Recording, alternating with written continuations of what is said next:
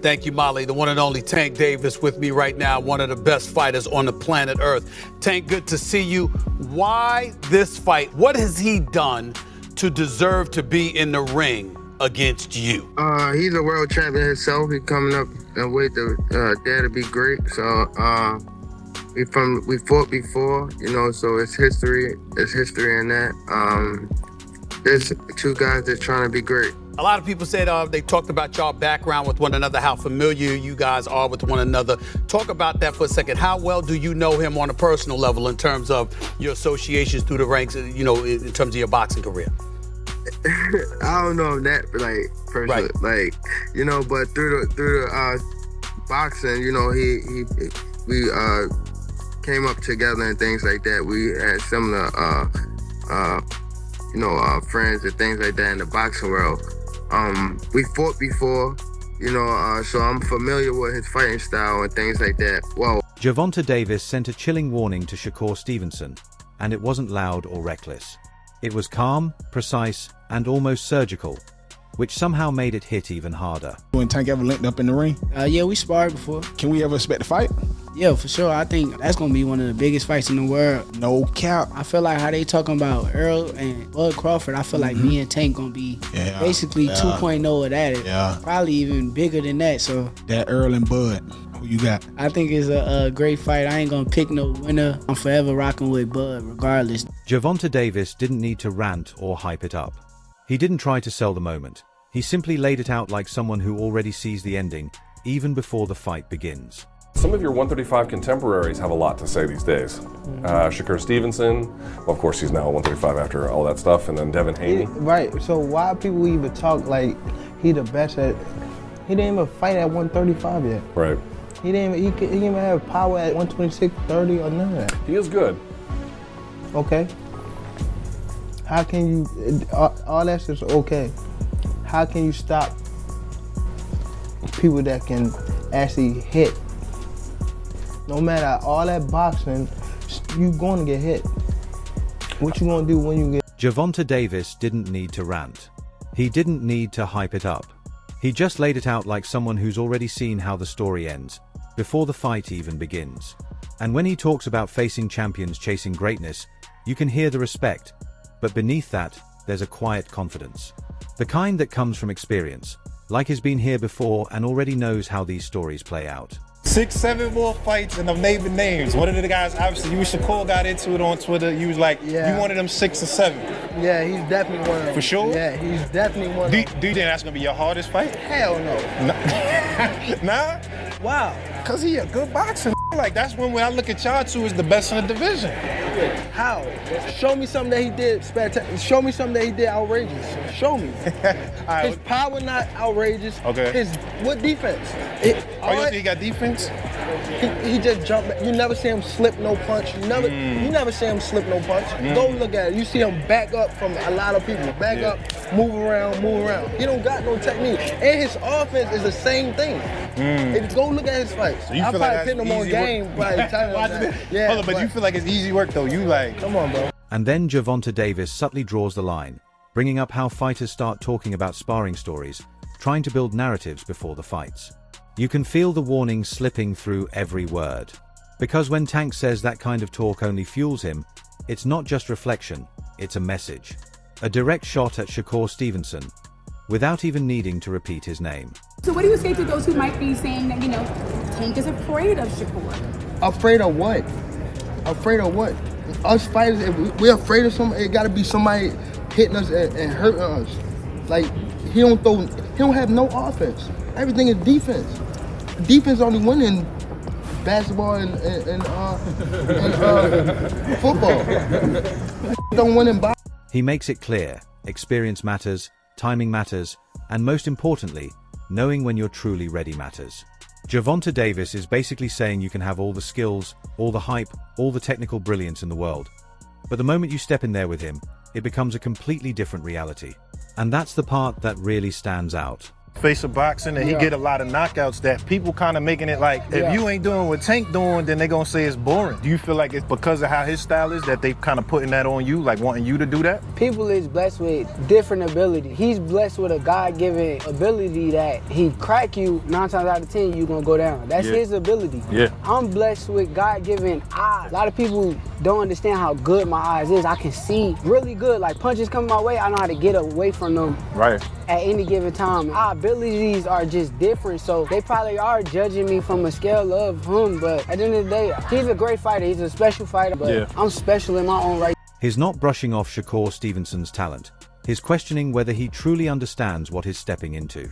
It's that same energy Gervonta Davis has carried into past fights, calm on the surface but dangerous underneath. Like a storm that doesn't need to make noise to be felt. And if you're Shakur hearing that, it doesn't come off as simple confidence. It sounds like a warning. A reminder that Tank sees himself as the final level, not just another opponent. Everybody thinks that Tank is gonna go in there and just knock out Shakur. It's gonna That's not gonna happen. But it didn't take. It shouldn't have taken this fight. I knew he couldn't. For people to realize. Yeah. Right. I knew that too. But Shakur is a defensive specialist. And I've been saying this for a long time. If you pay attention to how Tank will react whenever Shakur's name came up, I was like, yo, it's something that Tank knows that most people don't know or understand. There's something that he sees in Shakur. It could be the fact that Shakur was a 2016 silver medalist. And just when Gervonta Davis is over there delivering that quiet, calculated warning, like a man who's already seen the ending credits, Roy Jones Jr. steps in and flips the entire script.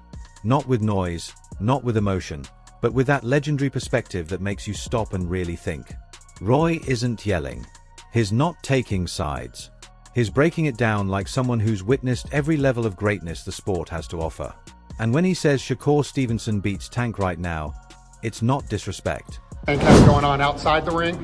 But who wins that fight right now, in your opinion? Right now, Shakur wins it because of his discipline. Because he showed against Teofimo that he can stay very disciplined all night. And he's the type of guy, he don't really do a lot of crazy stuff in his life normally. So it's like discipline is a thing that is not only exercised inside the ring, it's exercised also outside. He's pointing straight at discipline. And the way Roy Jones Jr. connects it to both life inside and outside the ring is what really stands out. He's basically saying Shakur Stevenson fights the same way he lives. Controlled, sharp, no wasted movement, no chaos. Then he shifts to Gervonta Davis and makes it clear, don't get it twisted, this man is dangerous. But sometimes that outside noise creeps in and affects what happens in the ring. That's not a skill issue, it's a focus issue. And coming from Roy, that hits different. But here's where it gets interesting. He doesn't just crown Shakur and walk away. He circles back and says if Tank is fully locked in, completely disciplined, then he's a problem for anyone. And that's what makes this matchup feel like a true coin flip, with real consequences. With the fight being like it is right now, I would lean towards Shakur because of his discipline, but don't get it twisted. If somebody could beat him, Tank Davis would be that person because of his intangibles. When Tank is disciplined and got his mind on right, Tank is a problem for anybody. Tank can fight better than most people think he can. It's just that sometimes his outside antics get the better of him and it makes people think less of him. One guy brings surgical precision, the other brings fight-ending chaos. And Roy Jones Jr. is basically telling us the winner won't be decided by skill alone. It's about mindset on that specific night. When he talks about Shakur Stevenson taking Teofimo Lopez to school, he's saying this isn't just a fighter who wins, he educates elite opponents in real time. But then you picture Gervonta Davis in there, timing one perfect shot and flipping the entire narrative in a split second. And suddenly, everything feels uncomfortable again. That's what makes this fight so crazy. It's not about who's better overall. It's about who shows up as the best version of themselves when it matters most. Four division champion already. They're looking to get more. Show that he has all the tools, all the tactics. Stay cool under pressure. Proved a lot of things. Took a good fighter and took him to school. And that's what great fighters do. So it's like, you got to give him his props. Excellent outcome.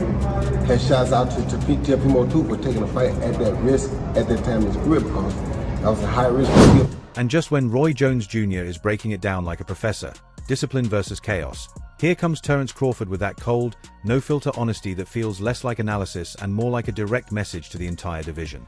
Crawford doesn't sugarcoat it. He openly admits he doesn't like Gervonta Davis on a personal level, and at that point, you can feel the tone shift. This isn't just technical breakdown anymore. This is real tension. But what makes it interesting is how he separates it. He still gives Tank full credit. Power, skill, and IQ all stamped. No debate there. Then he pivots right back to Shakur Stevenson and says that style is the real problem. And that's a different kind of argument. He's not saying Shakur is outright better. He's saying Tank might not be able to do what he normally does. That his greatest weapon might not even show up on fight night. And if that happens, everything changes. You know what I'm saying, Shakur, that's the fight. Everybody want to see that. That's the 50-50, I think, you know what I'm saying? I've been saying 50-50. I told both of them that. That's a toss-up to me. No bias. Don't just say that because it's your man. Who you got winning that? I got Shakur. Are you saying that because that's your man and you don't like Tank? No. Hey, like I said, I respect Tank. Like, boxing, he's one of the ones. Yeah. we gonna take his personality and personal things out of it. But boxing, he's definitely talented. You know what I mean? And he's definitely got that it. And yeah, he's definitely respected in boxing. Terence Crawford points out something a lot of people overlook. Gervonta Davis tends to get touched in the early and mid rounds. He's often behind, until he flips the switch. Against most opponents, that's fine. It's part of the script. But Crawford's real question is, what happens when that moment never comes? What happens when the fighter in front of you, like Shakur Stevenson, is constantly moving, reading, and shutting everything down like a firewall with gloves on? And that comparison to Floyd Mayweather Jr. isn't random. It's deliberate. Crawford's basically saying we've seen this before. People call it boring, until they realize they can't land anything. Then he brings up Keyshawn Davis too, like a warning, don't get comfortable. There's another problem rising in real time. And that's when it really hits. This isn't just Tank versus Shakur anymore. It's a whole wave of fighters who don't play by the same rules. So now the question changes. Yeah, Tank has that equalizer, but what if there's nothing to equalize? But Shakur is a different fighter. You know, Shakur is different. You know, people may call him boring. People may say he can't punch. But they say the same thing about Floyd. Because they defensive fighters. Yeah. Tank is not going to be able to hit Shakur like he hit everybody else. And he know that. I will pick Shakur because I don't believe Tank will be able to land those big shots on Shakur like he does everybody else. Right. Shakur defense. And just when Terence Crawford lays it out like a quiet storm, basically saying Gervonta Davis might be swinging at ghosts all night if Shakur Stevenson finds his rhythm, the Porterway podcast crew jumps in and turns it into a full-on debate room. Nobody agrees, but somehow everybody makes sense. One voice is calm and confident. Shakur wins. No hesitation. Another immediately pushes back. Hold on, you still haven't seen the best version of Tank yet. And that's the scariest argument in boxing, that we haven't seen his final form take. It sounds crazy, until it doesn't. Then they shift into breakdown mode, like a chess match. And now it's not about toughness, it's about tempo. One side argues Shakur Stevenson's defense and punch volume carry him over 12 rounds. The other side says Gervonta Davis doesn't need volume, he just needs one moment. And just like that, we're back to the same haunting question. What happens when precision meets patience, and power is just waiting in the background like a plot twist? Tank Davis, all he takes is one shot. He's a very patient fighter. He doesn't throw a lot of shots, but every shot he throws, he makes them count. I said that's the best chess match in boxing. Definitely. I was getting ready to say, I'm going with Tank in 12. He stops him in 12? No. Just decision, 12-round decision. He stops, I got him stopping Shakur 11. Then Sean Porter jumps in with that experienced, no-nonsense lens, talking about those what-if moments. And right there, the whole energy shifts. Now it's not about skill anymore, it's about the unknown. He's basically asking, what happens if Shakur Stevenson gets caught clean for the first time? Not grazed, not tapped, but clipped by Gervonta Davis' timing. And I like how they bring up Mario Barrios, because that's proof Tank's been tested. He's been in deep water and figured it out mid-fight. But Shakur, he's been so clean, so controlled. It almost feels like everyone's waiting for something to disrupt the equation, just to see how he responds. Then the predictions start flying. A stoppage, a decision, even a draw. Nobody agrees. And somehow, that makes the fight feel even bigger. Because when they call it the best fight in boxing, it doesn't feel like hype, it feels real. This isn't just styles clashing. It's philosophies colliding. One fighter forcing the rhythm, the other refusing to follow it. And when you really think about it, this isn't just a fight. It's a mental war with gloves on. When I look at the way both fighters box, I think it's a match made in heaven. It's the match made in heaven. Now I close my eyes and I'm thinking, I'm watching Shakur fight, man. Those more punches than Tank. Yeah, that could be a problem for him. It could be a problem for him. And the thing about it is, his defense is good. And if it goes the distance, you said Tank. So when you step back and really take it all in, this Gervonta Davis versus Shakur Stevenson conversation stops being a simple who wins debate and turns into something much deeper. You've got Tank moving like a finisher in a video game. Calm, patient, just waiting for that one opening to end everything in a flash. Meanwhile, Shakur is playing chess like he's already read the final chapter, controlling space, controlling tempo, and making elite fighters look like they showed up to the wrong exam. Then you've got voices like Roy Jones Jr. saying discipline tips the scale, Terence Crawford warning that Tank's biggest weapon might not even land, and Sean Porter reminding us that one clean moment can rewrite everything. And that's the beauty of it. Nobody is completely right, but nobody is wrong either. Because this fight isn't about resumes or highlights anymore. It's about identity. Does precision break power? Or does power interrupt perfection? That's the question sitting right in the middle of all this noise. And honestly, that's why this fight feels bigger than belts or rankings. It feels like a statement about what boxing really is at the highest level. Yeah, y'all don't nobody want to hear draw, but it's gonna be, and this is gonna be a straight up. I got an 11-round stoppage by Tank. Tank. If he don't stop him, who you gonna give it? I got Tank 8-4. He says draw. I say Shakur throws more punches. Our guest is on the line. If we go 12 rounds, I think Shakur got it. One moment, sir. Okay. Yeah. I think Shakur got it. If it goes 12. Yeah. Because he throws more. Share your thoughts in the comments. Let's have a real discussion about it. And don't forget to like, share, and subscribe to Boxing Update Daily. See you in the next video.